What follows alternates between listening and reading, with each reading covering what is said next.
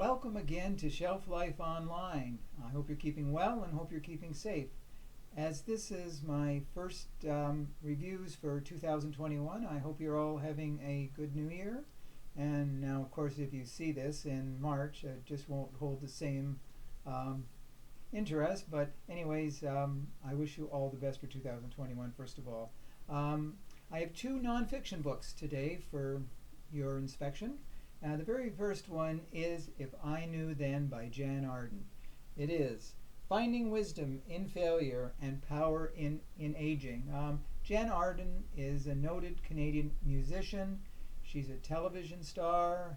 She has a podcast. And she's a lady who is well respected. And in this book, she espouses a lot of very significant, not only information, but aspects of life that we all should take to heart.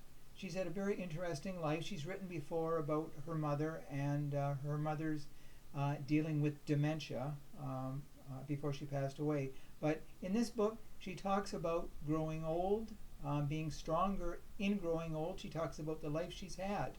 And she has had a very interesting life. She also speaks of her father, who was an alcoholic, and in many ways she credits him with her singing career, because when he used to get drunk and abusive, she would go in the basement, listen to music, and play an old guitar down there. That's how she learned music. So she says in many ways, if not for him, she would not have gotten into the music business.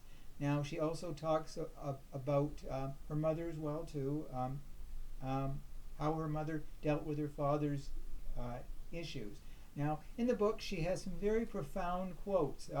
You could call it like the Dr. Phil of, not Dr. Phil, but she speaks with the same eloquence as Dr. Phil. One of her quotes is, "We become afraid of succeeding on our own terms, which is so nutty. We're afraid of our own greatness. It's easier than you think to get distracted from living your own life."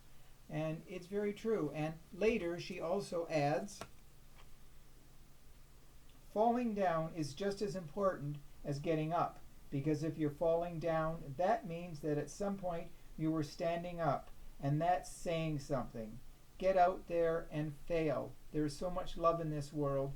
There is so much good. Smile at people you pass. Even if they don't smile back, they'll feel that beam of goodness, and they'll think about it all day. Why did that person smile at me?" And the book is filled with a lot of anecdotes and a lot of useful information, that she's not afraid of getting old. She's not afraid of life. She is stronger now that she's older, and she's learned so much. And it's not scaring her. It's humbling her, and it's something to look forward to. The book, by the way, is published by Random House Canada, and it retails for $32. So if you want to learn more about Jan Arden beside her music, this book is filled with so much wisdom that by the time you finish it, you will say, "I am so glad that I read this book."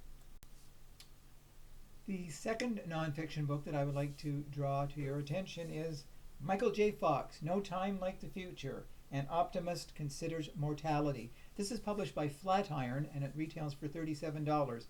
Many of us who grew up in the 80s remember Michael J. Fox in the classic television series Family Ties, which ran from 1982 to 1989.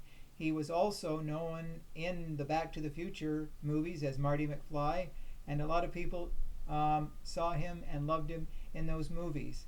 At the age of 29 in 1991, he was diagnosed with Parkinson's disease. He did not make it public until 1998. He lived with it, he fought it, and it has not stopped him from living his life. He has appeared in several television shows with Parkinson's, such as Spin City and Boston Legal. And he's written several books. In his most recent book, this book looks at, he's facing his mortality. He's still doing well. He cannot drive his car. He sometimes needs a wheelchair to get around. He needs canes, crutches, but he's not making it define his life. And the important thing is that he is inspiring others through his foundation for Parkinson's disease that is doing research to hopefully one day get to the cure and stop it from spreading as it has. He also talks about a lump that was found on his spine in 2018 that was almost life-ending. He did have the surgery. There was a great risk that he would not make it through the surgery, but he did. And he talks about fighting back, learning to walk again, and all the things that go along with Parkinson's. He has 4 children, very supportive. His wife, Tracy Pollan, who he met on the set of Family Ties. I think they've been married 29 or 30 years now. He talks about his great love for her, the way she has stood by him. She's his rock, she's his foundation. And in this book, he is very candid, very open, very honest about what has happened during his life, how he has coped with it, and his words will inspire others who have family members with Parkinson's or have Parkinson's themselves. So there's no time like the present to read, no time like the future, because you will enjoy this book from start to finish, just like you will enjoy the Jan Arden book that I mentioned earlier. So those are the 2 books that I just wanted to draw to your attention. Thank you for watching. As always, please send me your comments, positive, negative, or whatever. So you take care out there, and as always, please stay safe, and thanks again. Bye for now.